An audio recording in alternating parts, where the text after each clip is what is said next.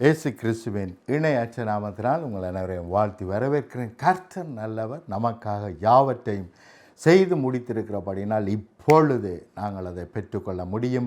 தேவன் நம்மிடத்தில் எதிர்பார்ப்பது ஒரே ஒரு காரியம்தான், நீ விசுவாசித்தால் தேவனுடைய மகிமையை காண்பாய். ஆமேன். ஆகவே இன்றைய நாளிலே விசுவாசிப்போம், தேவனுடைய மகிமையை பெற்றுக்கொண்டு மற்றவர்களுக்கும் பெற்று கொடுப்போம், காண செய்வோம் இயேசுவின் நாமத்தினால். ஆமேன். அப்போ வாசிப்போம். சங்கீதம் 121 அதிகாரம் 1 வசனத்திலிருந்து நான் வாசிக்கிறேன். எனக்கு ஒத்தாசை வரும் பர்வதங்களுக்கு நேராக என் கண்களை ஏறெடுக்கிறேன். அப்போ என்னுடைய கண்கள் யாரை நோக்கி இருக்க வேண்டும்? தேவனை நோக்கி இருக்க வேண்டும். நம்மை சூழ்ந்திருக்கிற சூழ்நிலைகளை அல்ல. அநேக வேளைகளிலே நாங்கள் தேவனை பார்ப்பதை விட்டுவிட்டு சூழ்நிலைகளை பார்க்கிறபடியினால் நாங்கள் விசுவாசத்தை இழந்து போகிறோம். ஆகவே சூழ்நிலைகளை பார்க்காமல் நமக்கு எல்லா விதத்திலும் எல்லா ஒத்தாசையும் பரத்திலிருந்து வருகிறது. ஆமேன். எனக்கு ஒத்தாசை வரும் பர்வதங்களுக்கு நேராக தேவனிடத்திலிருந்து மாத்திரமே எனக்கு ஒத்தாசை வருகிறது. எனக்கு தேவையான சகல விடுதலையும் தேவனிடத்திலிருந்து மாத்திரம்தான் வர முடியும். ஆமேன். மற்றவைகள் எல்லாம் என்ன செய்ய முடியாது? பரிபூரணத்தை கொண்டு வர முடியாது. நான் சுயநமாக இருந்து நான் டாக்டரிடத்திலே போவேனானால் அங்கே பரிபூர்ண சுகத்தை நான் பெற்றுக்கொள்ள மாட்டேன். ஓரளவுக்கு சில சுகத்தை பெற்றுக்கொண்டிருந்தாலும் அவர்கள் கொடுக்கிற மெடிசின், அவர்கள் கொடுக்கிற காரியங்கள் எனக்கு வேறு விதத்தில் சில எஃபெக்டை கொண்டு வருகிறது. ஆனால் தேவனோ எனக்கு பரிபூர்ண விடுதலை கொடுக்கிறார். ஆமேன். ஆகவே நம்முடைய நம்பிக்கை, அது சுகமாக இருக்கட்டும், அது ஐஸ்வர்யமாக இருக்கட்டும், அது பணமாக இருக்கட்டும், அல்லது ஒரு தொழிலாக இருக்கட்டும், அல்லது நம்முடைய எதிர்காலமாக இருக்கட்டும், எதுவாக இருந்தாலும் நம்முடைய நம்பிக்கை தேவன் மீது மாத்திரமே இருக்க வேண்டும். ஆமேன். அப்போ கவனியுங்கள், எனக்கு ஒத்தாசை வரும் பர்வதங்களுக்கு நேராக என் கண்களை ஏறெடுக்கிறேன். ஆமேன். நான் பார்க்கிறேன், நான் தேவனை பார்க்கிறேன், அவர் செய்கைகளை பார்க்கிறேன். ஆமேன். அப்படி பார்க்கிறவர்களாக காணப்பட வேண்டும். ஆமேன். தேவனுக்குள் சகலதும் இருக்கிறது, எனக்காக சகலத்தையும் செய்து முடித்தார் என்று பார்க்கிறவர்களாய் நான் இருக்க வேண்டும். ஆனால் அநேக வேளைகளிலே நாங்கள் அப்படி பார்க்கிறது அல்ல. நம்மிடத்தில் எதுவும் இல்லை, நாம் ஆசீர்வதிக்கப்படவில்லை, நமக்கு சுகம் கொடுக்கப்படவில்லை, நாங்கள் இன்னும் விடுதலையாகவில்லை. இதைத்தான் சத்துரு நம்முடைய காதுகளில், நம்முடைய சிந்தைகளில் பேசுகிறான். அதைத்தான் நம்புகிறோம். எப்படி ஆதாம் ஏவாள் பிசாசின் சத்தத்தை நம்பினார்களோ அதே போல தேவனுடைய சத்தத்தை பார்க்கிலும் பிசாசின் சத்தத்தை தான் நம்புகிறோம். அதனால்தான் ஆதாம் ஏவாள் இழந்து போனது போல அநேக ஆசீர்வாதங்களை நாங்கள் இழந்து போகிறோம். ஆகவே தேவனை நோக்கி பார்க்க வேண்டும், தேவனுடைய வசனத்தை மாத்திரம் நம்ப வேண்டும், மற்ற எந்த செய்தியையும் அல்ல. ஆமேன்.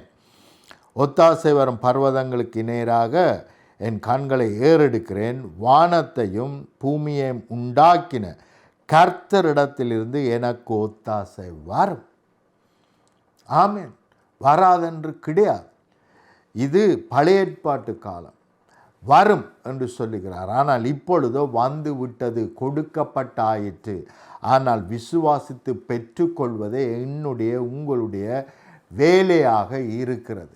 ஆமேன். அவர் எல்லாவற்றையும் நம்முடைய கரத்திலே கொடுத்திருக்கிறார். சகலத்தினாலும் நம்மை ஆசீர்வதித்து விட்டார். இனித்தான் நம்முடைய ஜெபத்தை கேட்டு, நம்முடைய உபவாசத்தை பார்த்து, நாம் அழுது குளறது, கண்ணீர் வடிக்கிறதை பார்த்து அவர் செய்ய போவது கிடையாது. அவர் அல்லது நாம் எவ்வளவாய் விதைக்கிறோம், பணங்களை விதைக்கிறோம், நாங்கள் எவ்வளவாய் தசவாங்களை விதைக்கிறோம், காணிக்களை விதைக்கிறோம் என்பதை பார்த்து அவர் செய்கிறது அல்ல. தயவு செய்வது ஏமாந்து போகாதிருங்கள். பிதா குமாரனை நம்முடைய வாழ்க்கையில் விதைத்தபடியினால் நாம் சகலத்தையும் இனாமாக இலவசமாக பெற்றுக்கொள்ளுகிறோம். அல்லேலூயா. எடுப்போம். ஈவன் எசாயா நாங்கள் பார்க்கிறோம். எசாயான் புத்தகம் உங்களுக்காக நான் வாசிக்கிறேன். 55வது அதிகாரம் 1-2 வசனங்களே நான் உங்களுக்காக வாசிக்கிறேன். ஓ தாகமாயிருக்கிறவர்களே, நீங்கள் எல்லோரும் தண்ணீர் அண்டைக்கு வாருங்கள். பணம் இல்லாதவர்களே, நீங்கள் வந்து வாங்கி சாப்பிடுங்கள். பணம் இல்லாதவர்களே, அப்போ நாம் தசமாம் கொடுத்ததுனால, காணிக்க கொடுத்ததுனால தேவன் இவைகளை செய்கிறது அல்ல. நாங்கள் பிறப்பதற்கு முன்பதாகவே, அதாவது இந்த உலகத்தில் எந்த பர்வதமும் உருவாகுவதற்கு முன்பதாகவே கிறிஸ்து இயேசுவுக்குள் நம்மை அவர் முன்குறித்தார். ஆமென். நாங்கள் உருவாகவே இல்லை, நம்முடைய சந்ததியே உருவாகலை. அதற்கு முன்பதாகவே கிறிஸ்து இயேசுவுக்குள் நம்மை முன்குறித்தார். நம்மிடத்தில் எதுவும் இருக்கல, அவருக்கு கொடுத்து காணிக்க கொடுத்து தசவாகம் கொடுத்து அவரை தாஜா பண்ணி பெற்றுக்கொள்வதற்கு. அவர் அவருடைய அன்பின் நிமித்தம், கிருபையின் நிமித்தம், இரக்கத்தின் நிமித்தம்தான் சகலத்தையும் நமக்காக செய்து முடித்தார். ஆமென். ஆகவே பணம் இல்லாதவர்களே, நீங்கள் வந்து வாங்கி சாப்பிடுங்கள். நீங்கள் வந்து பணமின்றி விலையுமின்றி திராட்சரசமும் பாலும் கொள்ளுங்கள், என்னிடத்தில் பெற்றுக்கொள்ளுங்கள் என்று சொல்லுகிறார். அல்லேலூயா. இயேசு சொல்லுகிறார், என்னிடத்தில் நீங்கள் எதுவும் கேட்கவில்லை, ஆகவே கேளுங்கள், பிதா என்னில் மகிமைப்படும்படி நான் அதை செய்வேன் என்று சொல்லுகிறார். அல்லேலூயா. அப்போ அவர் சொல்லலை, நீங்கள் தசாபாத்தை எடுத்துகிட்டு வாங்க, காணிக்கை எடுத்துகிட்டு வாங்க, ஆரெல்லாம் அதிகமாக கொடுக்குறீங்க அவங்களுக்கு தான் செய்வேன்னு சொல்லலை. என் நாமத்தினால் நீங்கள் எதை கேட்டாலும் நான் செய்வேன், பிதா குமாரனில் மகிமைப்படும்படி. ஹல்லேலூயா. ஆகவே தயவு செய்து தேவனை நம்பி வாருங்கள், உங்களை நம்பி வராதிருங்கள், அப்பொழுது தேவனுடைய மகிமையை காண்பீர்கள். ஆமென். அப்போ கவனியுங்கள், இங்கே என்ன பார்க்கிறோம்? ஒத்தாசை வரும் பர்வதங்களுக்கு நேராக தன்னுடைய கண்களை ஏறெடுக்கிறான். பூமியையும் உண்டாக்கின கர்த்தரிடத்திலிருந்து எனக்கு ஒத்தாசை வரும். அல்லேலூயா. அப்போ நமக்கு சகலதும் கர்த்தரிடத்திலிருந்து வருகிறது. சுகம் கர்த்தரிடத்திலிருந்து வருகிறது, விடுதலை கர்த்தரிடத்திலிருந்து வருகிறது, எல்லாம் இனாமாக இலவசமாக வருகிறது. கேட்கிற எவனும் பெற்றுக்கொள்ளுகிறான் என்று தான் எழுதியிருக்கிறது. ஒழிய கொடுக்கிறவனவனும் பெற்றுக்கொள்ளுகிறான் என்று எழுதப்படவில்லை. கேட்கிற எவனும் பெற்றுக்கொள்ளுகிறான். அல்லேலூயா. எவனும் என்றால் அங்கே கொடுக்கிறவன் அல்ல, இருக்கிறவன் அல்ல, இல்லாதவனும். எவனும் என்றால் இருக்கிறவனாக இருக்கட்டும், இல்லாதவனாக இருக்கட்டும், கொடுக்கக்கூடியவனாக இருக்கட்டும், கொடுக்க முடியாதவனாக இருக்கட்டும், கேட்கிற எவனும் பெற்றுக்கொள்ளுகிறான். அல்லேலூயா. உன் காலை தள்ளாட ஒட்டார், உன்னை காக்கிறவர் உறங்கார். அப்போ நாங்கள் தள்ளாடுகிறதில்லை, எந்த சூழ்நிலையிலும் தள்ளாடுகிறதில்லை, சரீர பலவீனங்களிலே தள்ளாடுகிறதில்லை, நோய்கள் நொடிகளினால் நாங்கள் தள்ளாடுகிறதில்லை. எங்களை தள்ளாட அவர் விடவே மாட்டார். அல்லேலூயா. இல்லை பிரதர், அவரை விட்டுட்டார் இவரை விட்டுட்டார் என்றால் அது தவறு. அவருடைய அவவிசுவாசம் அவருக்கு அதை வர பண்ணினது. ஆனால் விசுவாசித்தால் தேவனுடைய மகிமையை காண்பாய். ஆமென்.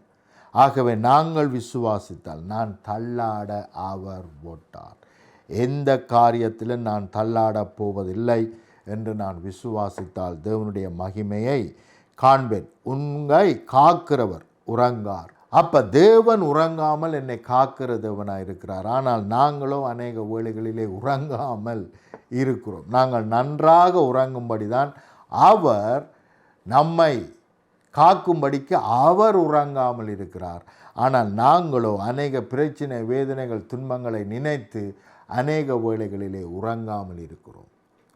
ஆனால் நாங்கள் அவரை நம்பி நிம்மதியாய் தூங்க வேண்டும் என்பது தேவ சித்தம், தேவ திட்டம். ஆமென். பூரணமாய் அவரை நம்பி, அது எதுவாக இருக்கலாம், அவரை நம்பி நம்மால் நிம்மதியாய் தூங்க முடியும்.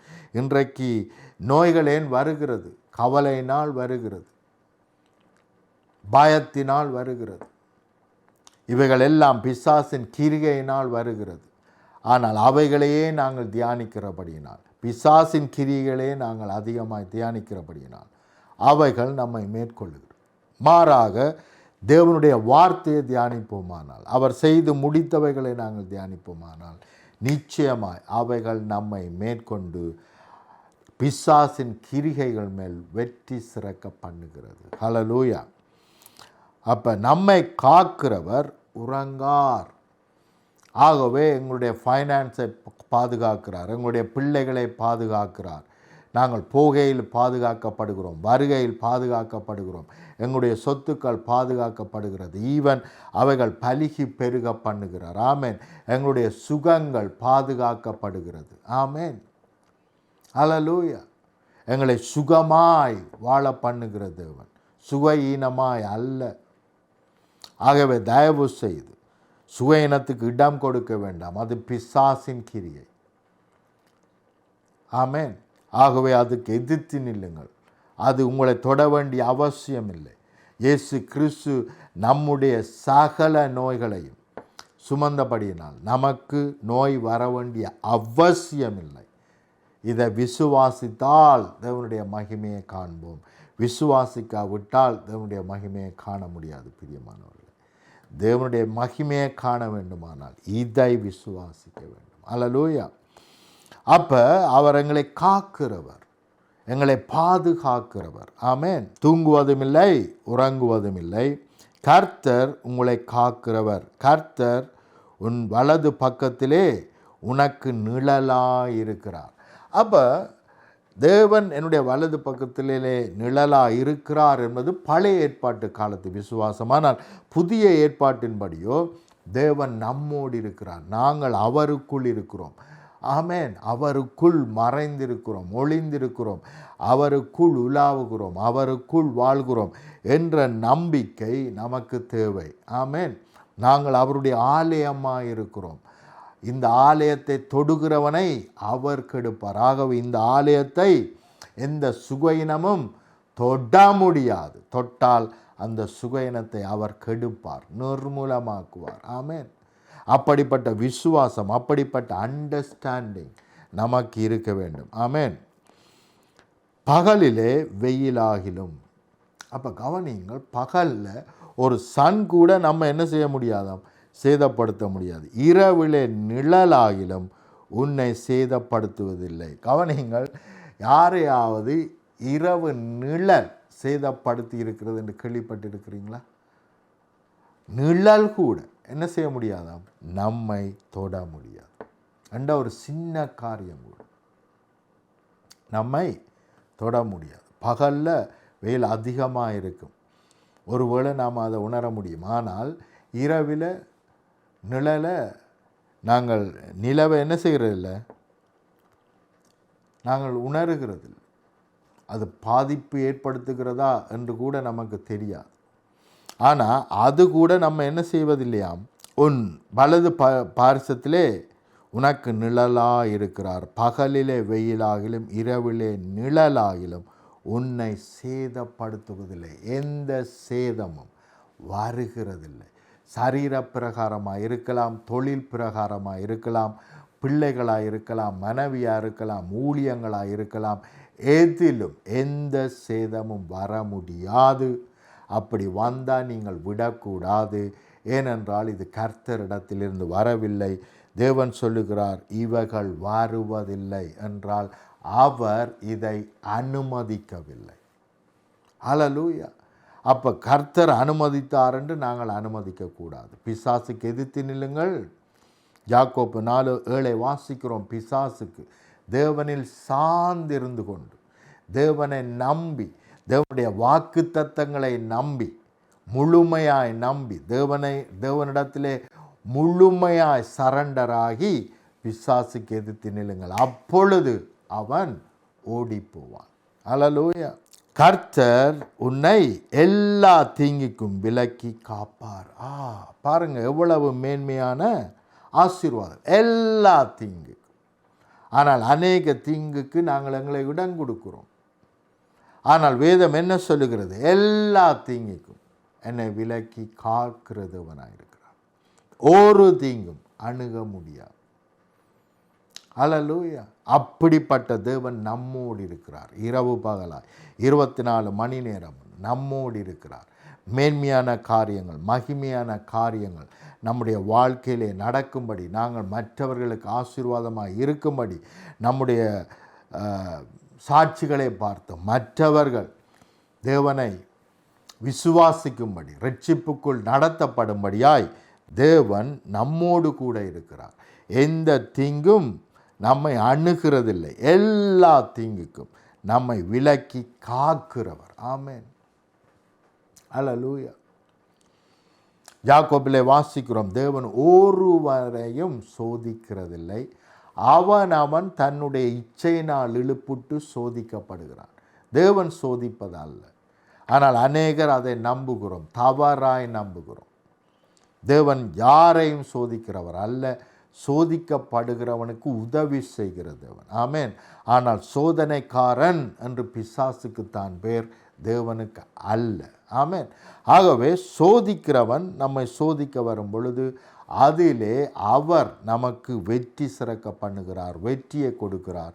பிசாசுனுடைய சகல வல்லமையை மேற்கொள்ளுகிற அதிகாரத்தை அவர் நமக்கு கொடுத்திருக்கிறார். அல்லேலூயா. ஆமென். அவர் கர்த்தர் உங்களை எல்லா தீங்குக்கும் விலக்கி காப்பார். அவர் உன் ஆத்துமாவை காக்கிறவர். ஹல்லேலூயா. அந்த நாட்களிலே ஆத்துமாவென்றால் அவர்கள் அநேக வேளைகளிலே அவருடைய சரீரத்தை தான் அவர்கள் எண்ணினார்கள் ஆத்துமாக்களாய். ஆனால் ஆத்துமா என்பது நம்முடைய அறிவு, உணர்வு சம்பந்தப்பட்டது. ஆமென். ஆகவே அவர் நம்முடைய சரீரத்தை பாதுகாக்கிறவர், நம்முடைய சிந்தைகளை, நினைவுகளை பாதுகாக்கிறவர். அது எப்படி நடக்கும் என்றால் அவருடைய வார்த்தைகளை தியானிக்கும் பொழுது தான் என்ன செய்கிறது? பாதுகாக்கப்படுகிறது. ஆமென். ஆகவே நாங்கள் அவருடைய வார்த்தைகளை அனுதினமும் தியானிக்க வேண்டும். ஆமென். மாத்திரமல்ல, எங்கேயாவது யாருக்காவது ஏதாவது அற்புதம் நடந்தால் அதே அற்புதம் உங்களுக்கும் சொந்தம். தேவன் யாரையும் பட்சபாதம் பார்க்கிறவர் அல்ல. இன்னொருவனுக்கு செய்தால் நீங்களும் அதை நிச்சயமாய் பெற்றுக்கொள்ள முடியும். ஆமென். ஆகவே வேதத்தை நாங்கள் வாசிக்கும் பொழுது எங்களுக்கு தெரியும், தேவன் எல்லாருக்கும், அவரிடத்தில் வந்த அத்தனை பேருக்கும் நன்மை செய்திருக்கிறார். ஒருவனை பார்த்தாவது இன்று போய் நாளை வா என்று அவர் சொன்னதில்லை. இன்றைக்கு எனக்கு சித்தமில்லை, நாளைக்கு செய்வேன் என்று அவர் ஒரு பொழுதும் ஒரு இடத்திலும் இயேசு கிறிஸ்து சொன்னதில்லை. அத்தனை பேர்களையும் அவரிடத்தில் வந்த யாரையும் புறம்பே தள்ளாத தேவன் அத்தனை பேருக்கும் அற்புதத்தை செய்தார். அல்லேலூயா. ஆகவே இன்றைய நாளிலே அற்புதத்தை எதிர்பாருங்கள். தேவன் நிச்சயமாய் உங்களுடைய வாழ்க்கையிலே அற்புதங்களையும் அதிசயங்களையும் செய்வார், செய்திருக்கிறார். இன்றைய நாளிலே அது என்னை மேற்கொள்ளும் என்று விசுவாசிங்கள், அறிக்கை பண்ணுங்கள், எதிர்பாருங்கள். நிச்சயமாய் அது உங்களை மேற்கொள்ளும். அல்லேலூயா. கர்த்தர் உன் போக்கையும் உன் வரத்தையும் இது முதல் கொண்டு என்றென்றைக்கும் காப்பார். அல்லேலூயா. எத்தனை நாளுக்குங்க? என்றென்றைக்கும். போக்கிலே நான் பாதுகாக்கப்பட்டிருக்கிறேன், போக்கிலும் வரத்திலும் நான் பாதுகாக்கப்பட்டிருக்கிறேன், என்றென்றைக்கும் பாதுகாக்கப்பட்டிருக்கிறேன். அல்லேலூயா. அப்போ ஒரு இடத்துக்கு நான் கடந்து செல்லும் பொழுது நான் ஆசீர்வதிக்கப்பட்டேன். அங்கே மேன்மையான காரியத்தை தேவன் ஆயத்தப்படுத்தியிருக்கிறார், மகிமையான காரியத்தை ஆயத்தப்படுத்தியிருக்கிறார், ஆசீர்வாதமான காரியத்தை ஆயத்தப்படுத்தியிருக்கிறார் என்ற எண்ணத்தோடு நான் கடந்து செல்ல வேண்டும். ஆனால் என்னுடைய எண்ணத்தை மாற்றி என்ன நடக்குமோ, ஏது நடக்குமோ, அது நடக்குமோ, இது நடக்குமோ, இப்படி நடக்கும் போலே இருக்குது, அப்படி நடக்கும் போலே இருக்குன்னு நான் சிந்தித்தால் அதுதான் நடக்கும். ஏனென்றால் நான் என்னத்தை சிந்திக்கிறேனோ அதன்படி தான் நடக்கப் போகிறது. அப்போ தவறான காரியங்களை தவறாய் நடக்கும் என்று நான் எண்ணும் பொழுது அது தவறாய்த்தான் நடக்கும். ஆனால் தேவன் என்னை ஆசீர்வதித்திருக்கிறார், தேவன் எனக்காக யாவற்றையும் செய்து முடித்திருக்கிறார், என்னை மேன்மையான இடங்களிலே உட்கார பண்ணியிருக்கிறார். ஆகவே இன்றைய நாளிலே மேன்மையான காரியங்கள், மகிமையான காரியங்கள், உயர்வான காரியங்கள் தான் நடக்கும் என்று நான் விசுவாசிக்கும் பொழுது அப்படியே நடக்கும். அல்லேலூயா. நான் எப்படி விசுவாசிக்கிறேனோ அப்படித்தான் நடக்கும். அப்போ ஒவ்வொரு நாளும் ஒழும்பி என்னுடைய வாழ்க்கையிலே மேன்மையான காரியங்கள் ஆயத்தம் பண்ணப்பட்டிருக்கிறபடினால், இன்றைக்கு அவைகள் என்னை மேற்கொள்ளுகிறபடினால் உமக்கு நன்றி செலுத்துகிறேன். என்றென்றைக்கு நான் ஆசீர்வதிக்கப்பட்டிருக்கிறேன். போகையிலும் நான் ஆசீர்வதிக்கப்பட்டிருக்கிறேன், வருகையிலும் நான் ஆசீர்வதிக்கப்பட்டிருக்கிறேன். இன்றைக்கு நான் கையிட்டு செய்கிறது எல்லாம் உமக்கு மகிமையாக மேன்மையாக ஆசீர்வதிக்கப்பட்டிருக்கிறது. அவைகள் எல்லாம் பலுகி பெருகுகிறது. அதற்காக நன்றி செலுத்துகிறேன் ஆண்டவர் என்று சொல்லி ஒவ்வொரு நாளும் அதிகாலையிலே நீங்கள் பேச வேண்டியது அவசியம். படுக்கைக்கு போவதற்கு முன்பாக நன்றி ஆண்டவரே, மேன்மையான காரியங்கள் மகிமையான காரியங்களை ஆயத்தம் பண்ணியிருக்கிற இந்த ராப்பொழுதிலே மேற்கொள்ளட்டும், தரிசனங்கள் மேற்கொள்ளட்டும். நீர் ஆயத்தம் பண்ணினவைகளை எனக்கு வெளிப்படுத்தும். ஹல்லேலூயா. என்னுடைய பிள்ளைகளுக்காக, என்னுடைய எதிர்காலத்துக்காக நீர் ஆயத்தம் பண்ணினவைகளை எனக்கு வெளிப்படுத்துகிறதற்காக நன்றி. நீர் பேசுகிற தேவன், வெளிப்படுத்துகிற தேவன்.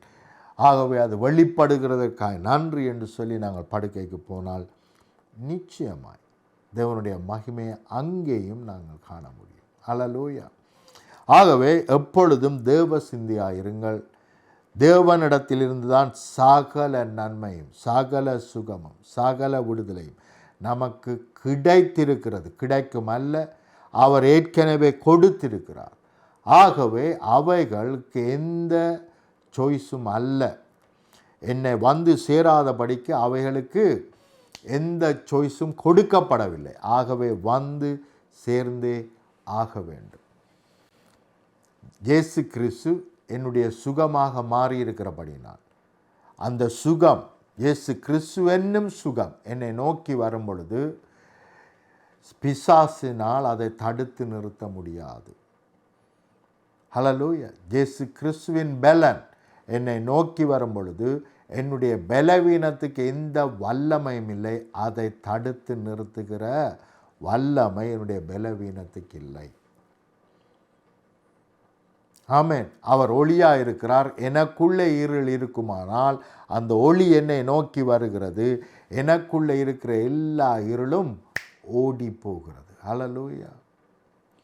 ஆகவே தேவன் எனக்குள்ளே வந்திருக்கிறபடினால் எல்லா இருளும் ஓடி போயிட்டு. ஆகவே உமக்கு நன்றி. என்னுடைய வாழ்க்கையிலே இருள் இல்லை, என்னுடைய வாழ்க்கையிலே குறைவில்லை. அவர் என்னுடைய நிறைவாக இருக்கிறார். ஆமென் என்று நீங்கள் நினைப்பீர்களானால் அதுவே உங்களை மேற்கொண்டு அந்த ஆசீர்வாதத்திலே பலுகி பெருக பண்ணும். ஆமென். ஜெபம் பண்ணுவோம். அன்பின் பிதாவே, இந்த வேளைக்காக உமக்கு நன்றி செலுத்துகிறேன். நீரே எல்லாமாய், நம்முடைய சுகமாய், பலனாய், ஆசீர்வாதமாய், விடுதலையாய், ஞானமாய், ரட்சிப்பாய், மீட்பாய், நம்முடைய சமாதானமாய், சந்தோஷமாய் இருக்கிறபடியினால் அவைகள் நம்முடைய வாழ்க்கையிலே, இதை கேட்கிறவருடைய வாழ்க்கையிலே மேனிஃபெஸ்ட் ஆவதாக, வெளிப்படுவதாக, குடும்பங்களை மேற்கொள்ளுவதாக, சரீரங்களை மேற்கொள்ளுவதாக. இவர்களுக்காக நீர் ஆயத்தம் பண்ணின சகலதும் இவர்களை வந்து இப்பொழுதே மேற்கொள்ளுவதாக. தடைகளும் தாமதங்களும் நிர்மூலமாகி போவதாக. தவறான சிந்தைகள் மாற்றப்படுவதாக. நீர் செய்து முடித்தது யாவும் பிள்ளைகளை மேற்கொண்டு எல்லா விதத்திலும் வெற்றி சிறக்க பண்ணுவதாக. சர்வ வல்லமை உள்ள இயேசுவின் இணையற்ற நாமத்தினால் ஆமேன், ஆமேன், ஆமேன். விடுதலையை பெற்றுக்கொண்டீர்கள், விடுதலை ஆனீர்கள் இயேசுவின் நாமத்தினால். ஆமேன்.